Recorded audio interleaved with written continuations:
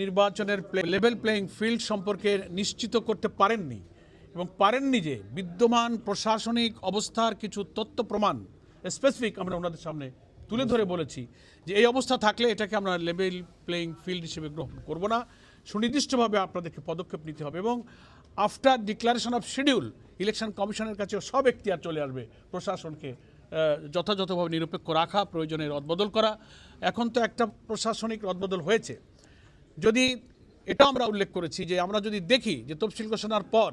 কোনো কর্মকর্তা আমরা এগুলো আপনাদের নোটিশে আনবো, ওনারা কথা দিয়েছেন যে শুধু সুনির্দিষ্টভাবে আমাদের নোটিশে আনলে আমরা তাৎক্ষণিক পদক্ষেপ গ্রহণ করব। যে কেউ কেউ নানান ব্যাংক বা প্রতিষ্ঠানের নাম উল্লেখ করে যে কথা বলেছেন, এটা কোনো দলের কোনো ব্যাংক হয় না, দলের কোনো মালিকানায় কোনো আর্থিক প্রতিষ্ঠান থাকে না। পলিটিক্যাল ইন্টেনশনালি এই ইস্যুটা একসময় আলোচনা এসেছিল এবং তারা নির্বাচনী কর্মকর্তা নিয়োগের ক্ষেত্রে নিরপেক্ষতা এবং কোনো দলের প্রতি পক্ষপাতিত্বের অভিযোগ আছে এই ধরনের কোনো কর্মকর্তা যে নিয়োগ দেবেন না সে ব্যাপারে তাদের মেকানিজম সম্পর্কে আমাদেরকে অবহিত করেছেন, কিন্তু আমরা এই বিষয়ে আমাদের আজকের কোনো আলোচনার ইস্যু ছিল না।